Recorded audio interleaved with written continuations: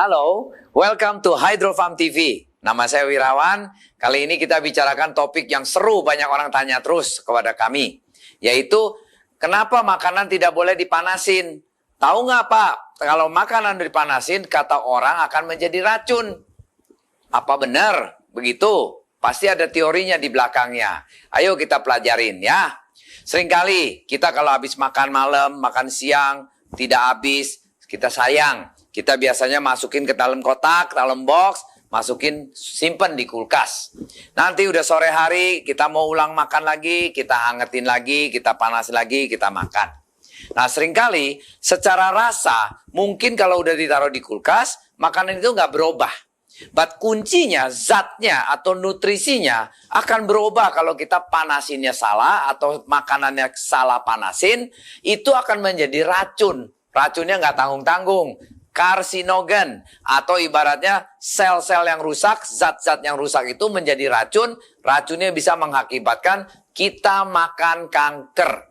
Prinsipnya kita menjadi kanker makanannya. Loh, kok begitu hebat ya?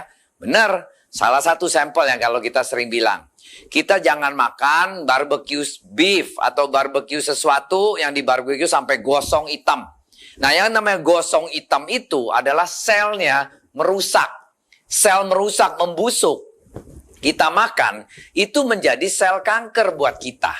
Jadi prinsipnya kalau makanan di barbecue, dibakar apa segala, jangan makan porsi yang digosong itu. Karena itu sel-selnya sudah tidak layak untuk dimakan, sudah rusak. Nah rusak itu menjadi busuk, busuk menjadi kanker sel. Nah kalau kita udah tahu teori itu, marilah kita lihat. Apa aja sih makanan yang benar-benar yang kita tidak boleh panasin ulang. Kalau sampai panasin ulang pun juga itu kita ada resikonya untuk menyedap penyakit-penyakit yang kita tidak harapkan. Yuk kita mulai ya. 1. Bayam. Bayam seringkali orang makan kalau gado-gado itu direbus langsung dimakan sekali aja. Bayam itu karena mengandung banyak zat besi, nitrat. Jadi kalau waktu bayam itu zat besinya tinggi, waktu kita panasin itu berubah dia punya nitratnya menjadi nitrate. Nitrate menjadi nitrit. Nah nitrit itu akan memproduksikan karsinogen, yaitu sel kanker. Nah paling bagus kalau kayak bayam gitu biasanya cuma hanya habis masak, dalam 5 jam kita harus bersihin, rapiin. Jangan diulang lagi dipanasin. Akan kita bukan sehat lagi, mungkin akan menedap kanker. Jadi selain bayam ada beberapa macam sayur yang karakternya sama, yaitu mengandung banyak zat-zat yang vitamin, tetapi dia bisa berubah dari nitrate jadi nitrit. Nah nitritnya itu akan menjadi karsinogen. Apa aja sayur-sayur yang mirip dengan bayam yang tidak boleh dipanasin selain bayam tadi? Kedua, seledri. Seledri biasanya kalau orang di luar negeri makannya mentah, digroyoking gitu kayak makan apple. Seledri atau dipotong-potong dicampur dengan salad, enak, garing. Nah, seringkali seledri kita di sini kita masak. Kita masak ulang. Nah, itu juga konsepnya sama. Seledri banyak zat-zatnya yang bagus. Nah, itu konsepnya nitrate and nitrit. Nitrate-nya tinggi menjadi nitrit, menjadi karsinogen kalau kita panasin terus ya. Seledri harus kalau bisa dimakan mentah, kalau nggak digrogotin, di jus, dibikin salad, itu intinya. Next, brokoli. Brokoli kita nggak kepikir, brokoli seringkali kita tim atau kita kita masakin, enak banget brokoli rasanya, anti kanker. But kalau di luar negeri makannya itu juga pakai untuk salad, mentah brokoli. Justru brokoli harus direkomend makannya makin mentah makin bagus. Kalau udah dipanasin vitaminnya hilang, nutrisinya hilang. Karena karakter brokoli sama kayak bayam sama seledri tadi, yaitu nitrate-nya menjadi nitrit. Nitrit itu menjadi karsinogen. Ya, lobak. Lobak kok bisa? Saya sering kali tuh Pak masak kuah lobak, masak lobak gini-gini. Nah lobak paling baik pun harus dimakannya setengah matang atau mentah. Karena konsepnya sama lagi. Ada nitrate, nitrit menjadi karsinogen. Makanya orang kalau sering kali lobak digodok terus, udah matang, dipanasin lagi, matang, dipanasin. Udah bukan lobak sehat lagi. lobaknya udah jadi racun. Ya, next kita lihat beetroot. Beetroot tahu nggak? Buah beet. Buah beet yang merah-merah itu. Itu adalah buah yang banyak sekali vitaminnya dan zatnya. Zat potasiumnya, macam-macam lah. Dia vitaminnya paling komplit. Karena dia itu kayak haus, rakus multivitaminnya, nutrisinya. Nah, kalau itu dipanasin, tidak bagus. Biasanya, maksudnya dipanasin berulang ya. Kalau sekali diangetin, dipanasin, makan, sehat. Paling bagus juga habis direbus, dipotong, makan, mentah pun paling bagus. Kasusnya seringkali kalau di dalam salad kita potongin beetroot yang mentah, bagus. Kalau enggak yang habis direbus, setengah mateng atau masih mateng-mateng fresh, kita makan beetroot itu. Enak kok, lembek-lembek, merah-merah begitu. Cuman jangan beetroot itu udah mateng, udah jadi mateng, dipanasin lagi, akan menjadi jelek.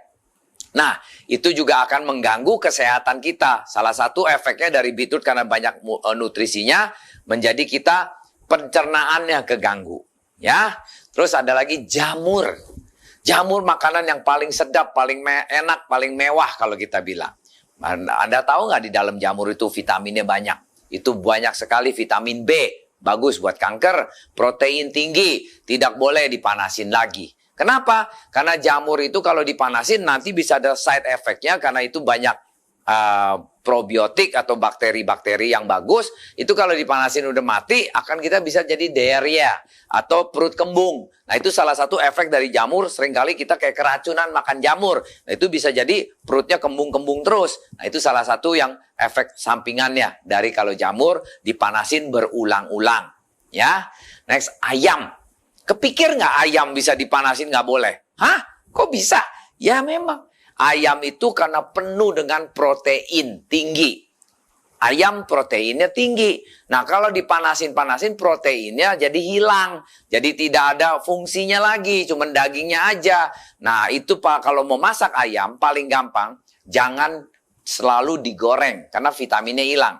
Makanya orang bilang kalau makan ayam gorengan itu nggak bagus. Ayam kalau mau dimasak kuah, atau mau direbus, atau mau dicah, usahakan memaintain dia punya protein tingginya itu preserve dengan low heat, api yang agak kecil.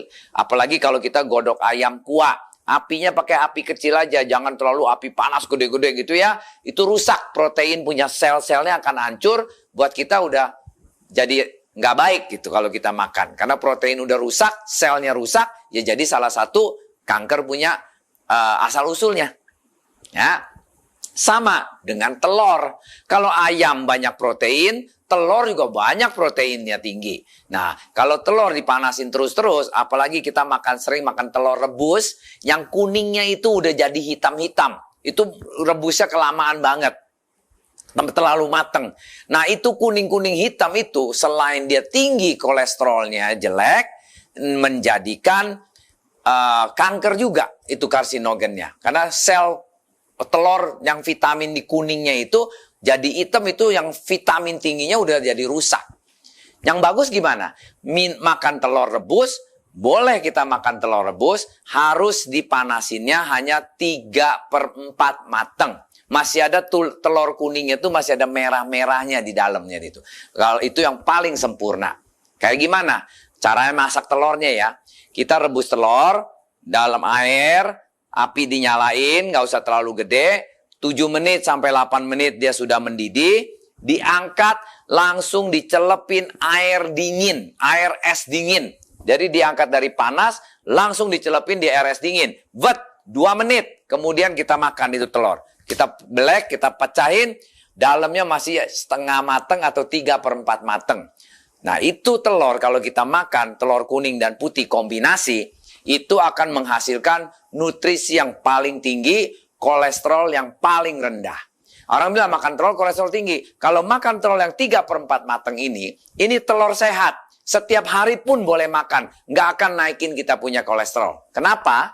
Karena di dalam telur yang 3/4 mateng itu adalah HDL, LDL. Kan telur ada HDL kolesterolnya ya. HDL itu kolesterol yang baik. LDL kolesterol yang jelek. Kalau telur yang sudah terlalu matang kuningnya, itu LDL-nya tinggi. Kalau telur yang masih 3/4 matang, dengan itu telur ada kandungan omega 3-nya, itu LDL-nya rendah, HDL-nya tinggi. Jadi yang bagusnya banyak. Berarti kita apa? Makan telur, kolesterolnya nggak tinggi. Kolesterolnya bagus untuk semacam kayak omega 3 untuk badan kita. Proteinnya tinggi. Nah, itu menjadi telur sehat. Ada research di Amerika. Ada orang umur 70 tahun, setiap hari makan 3 telur. Selama 6 bulan dia makan telur, dia tadinya kolesterolnya 420. Dengan dia makan telur setiap hari 3 telur loh. Ini memang lagi eksperimen ya. Dari University of Kansas kalau nggak salah. Nah, dia makan telur selama 6 bulan. Setiap minggu dicek darahnya sama profesor-profesor di eksperimen. Tahu apa yang terjadi? 6 bulan kemudian, malah dia punya kolesterol dari 400-an turun menjadi tinggal 150. Lah, kok bisa? Nah, ternyata yang dia makan telur itu bukan telur putih tok. Telur putih dan kuning yang dimasak setengah matang sampai 3/4 matang. 1 hari 3 telur. Dan itu malah menurunkan kolesterol, menurunkan asam uratnya, menurunkan trigliseridanya. Itu hebat. Cuman kalau kita sekarang di posisi udah umur sekian, lebih bagus jangan kayak gila gitu makan 3 telur sehari. Makanlah 1 telur, atau telur masih komplit ya, putih dan kuningnya 3/4 matang, jangan terlalu matang. At the same time, jangan dipanasin ulang, jangan digodok ulang. Telur itu sekali makan, prinsipnya seminggu 3 telur dah, 4 telur dah, putih kuning kombinasi selalu makan. Pasti sehat, tidak naikin kolesterol Anda. Ini saya berani ngomong begitu karena saya sendiri sudah praktekkan makan 3 telur seminggu sampai 4 telur seminggu, putih kuning bersatu, cara masaknya 3/4 matang, atau kalau mau camu apapun jangan sampai terlalu gosong, prinsipnya gitu. Kondisi 3/4 lah maksudnya ya.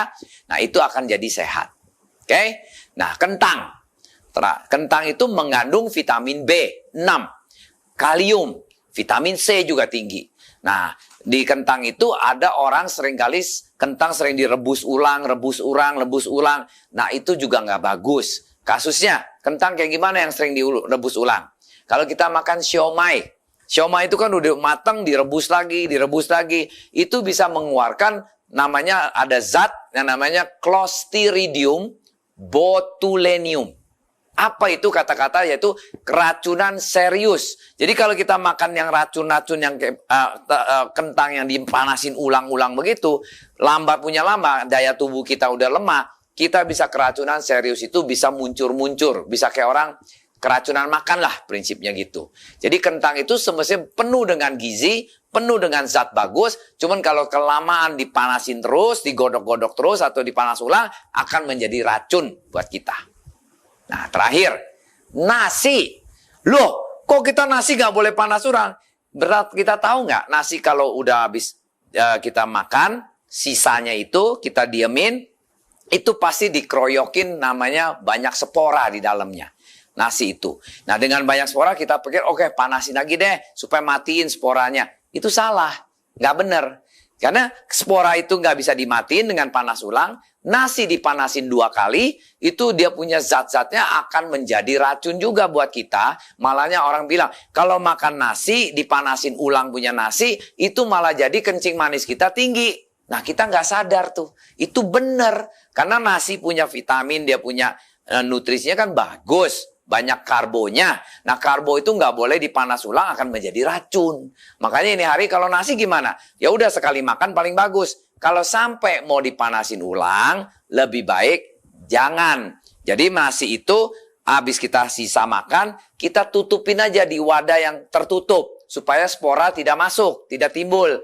Nah, at the same time, nanti waktu kita mau makan, ya nasi yang sama itu kita makan ulang. Jangan dipanasin lagi. Nah, itu lebih aman. Kalau sampai perlu dipanasin, nasi yang sisa itu kita tim aja sebentar di dalam air uap yang ini kita timin sebentar 5 menit 10 menit langsung kita udah boleh makan. Jadi panasinnya skala tidak langsung, pakai tim aja gitu loh. Nah, itu yang benar. Nah, kalau kita terus nasi berhari-hari dipanas ulang malah jadi penyakit, bukan sehat lagi. Ya. Nah, saya rasa konklusinya berarti kita ada 10 macam sayur dan makanan yang tidak direkomendkan untuk dipanasin ulang. Apabila dipanas ulang tidak benefit buat kita, badan kita malah menjadi sakit. Jadi paling aman ya harus makanan setiap kali makan yang mentah paling bagus. Kalau nggak bisa mentah, dimasak sekali tok. Dalam habis sekali makan, udah jangan dipanasin lagi, udah jangan disimpan lagi. Kalau sampai perlu disimpan, hanya boleh makin sekali lagi dipanasin, cuman dasarnya mesti ditim aja. Jangan dicah lagi atau digoreng lagi. Itu bahaya buat nutrisinya sendiri menjadi berubah. Zat-zatnya itu menjadi racun buat badan kita. Sekian saya rasa cukup. Ini kurang lebih untuk kita pendidikan aja. Tambah info-info aja. Apabila Anda suka video ini, ayo kasih banyak jempol kepada kami. Sekaligus juga klik subscribe di sini. Tambah lagi, kalau bisa di-share kepada teman-teman, paling bagus ya. Belajar bersama kami, sehat bersama kami. Good in, good out. Sampai jumpa. Tung tung tung tung tung. Tung tung tung tung tung tung tung tung tung tung tung tung tung tung.